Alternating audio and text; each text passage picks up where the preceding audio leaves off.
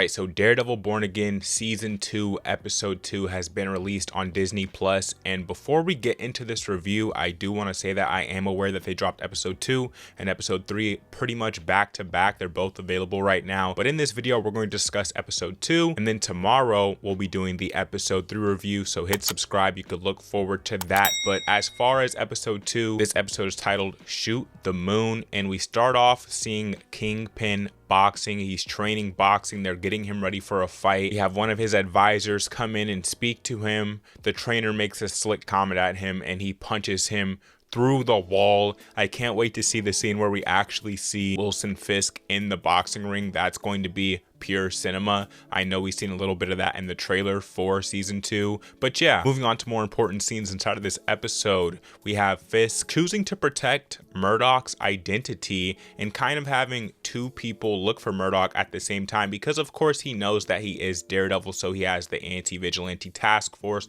looking for Daredevil, and then he puts out a message that Matt Murdoch is a hero and I don't know where he's been after he saved my life. Of course, at the end of season 1 he jumped in front of that bullet for Wilson Fisk, so now he has the general public looking for Murdoch and the task force looking for Daredevil. So two different search parties essentially for one man, which is a brilliant chess move from Wilson Fisk because it is forcing Matt Murdoch to be even more careful as he moves around and about, and he pretty much declares Murdoch as a hero. So I thought that was a fascinating scene there. Now moving on, I do want to speak about something that they've been doing since season 1 and been doing throughout the entire series of Born Again, and that is the interviews on the street interviews, hearing from the perspective of the people of New York, hearing their thoughts about the politics that is currently going on in their city. I think that's such a fascinating perspective for the show to be providing the audience, and just a great touch inside of this series. I hope they keep doing it throughout this run. Now we pick back up with Poindexter. Bullseye, of course, we see him taking out two members of the AVTF, that being the anti-vigilante task force. We see him spying on Vanessa through a window. He pretty much has a clear shot on her. For whatever reason, he's choosing not to take it just yet,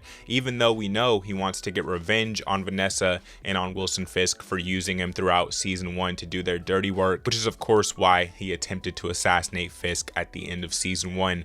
Of course. Now we also have to discuss and talk about how there's been these propaganda videos coming out about Wilson Fisk of someone wearing a mask, an outfit of him, and pretty much speaking as if they were Fisk, but in a very derogatory way towards Wilson Fisk and towards his political goals, and kind of exposing him. It's kind of an expose type of video that's being put out, and they discover that it's happening from inside the building, from inside Wilson Fisk's office building. So that's a big deal there. We're wondering who it is. At the end of this episode they do reveal it. We'll talk about it in a second, but before we go ahead and do that, we have to talk about Wilson Fisk interrogating people about these videos. He interrogates Daniel, his right-hand man at this point, who is almost becoming a mini Wilson Fisk inside of this series. We see him have his own plays. He's trying to find his own love with this reporter character, and he's truly just following in his image, it seems. So I'm really enjoying the Daniel character. I'm curious to see what they do with him. Now we get a scene where Fisk is pretty much checking Daniel. He says, hey, this is coming from inside the building.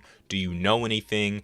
Daniel passed the check. He says, hey, I'm only, supposed to protect one person in this building, and it's you, Fisk. Fisk, of course, likes that answer. He loves a kiss up, and Daniel's doing a great job there at keeping his head on his shoulders. Now we move over into the store incident that takes place, where we see these children in the neighborhood of New York shoplifting. They're trying to take from the store owner. The store owner is fed up. He's had enough of it. He pulls a shotgun on these two kids that are shoplifting, and then we see the White Tiger's family show up to the store, trying to put a stop to it, trying to get the store owner to calm down, and that is when the anti-vigilante task force shows up and they start wreaking havoc. They knock out the store owner. They start pretty much taking the kid that was shoplifting. They're like, he's a criminal, we're taking him, it doesn't matter what you say. And then they also kidnap a White Tiger's family member in a very shocking scene. We see people outside disagreeing with that happening. Again, they're moving very authoritarian like, and it's crazy to see. Now we move over to a scene where Daniel is having a sit down with this reporter that he's been romancing throughout these seasons, and he's talking to her. He's telling her, hey, if you're the person who's doing these leaks,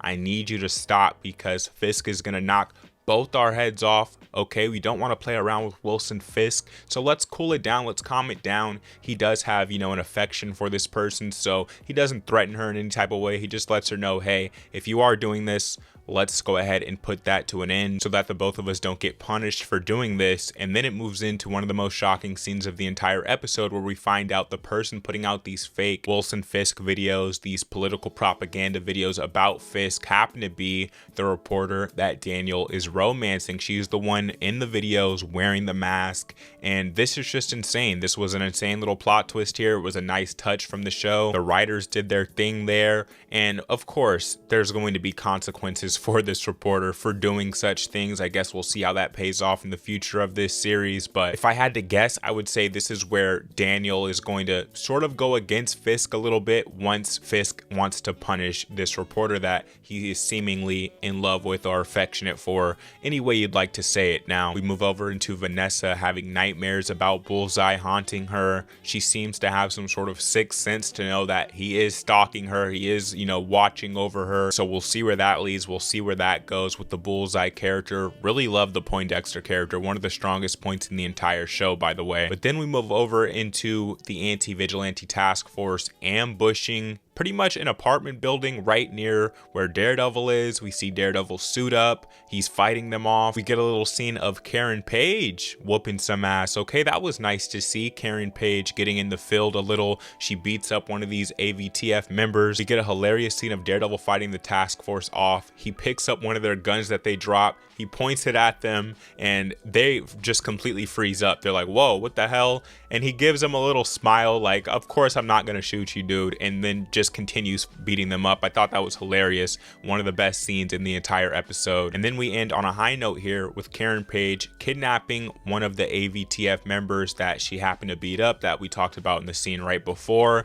And that's pretty much where it ends off. Okay, they plan on getting information out of this member of the task force, and that is essentially episode 2, titled Shoot for the Moon. So I thought it was a very strong episode. I do think it was a little stronger than episode 1 here. Again, we seem to be ramping up here as the episodes go along. So if I had to rate Daredevil Born Again season 2 episode 2, I would give this episode a rating of a 9 out of 10. It gets the 9 out of 10. A very solid episode here. Can't wait to see what happens next. Again, tune back in tomorrow. We'll be covering episode 3, so you can look forward to that. And those are my thoughts on episode 2, guys. I'm curious to know your thoughts on episode 2 down in the comment section down below. If you don't know what we do here on Demigod ET, we do film, TV, and pop culture based content. So if you're interested in this type of content, you're in the right place. Hit subscribe, hit the like button if you enjoyed this video. I'll catch you in the next one, guys.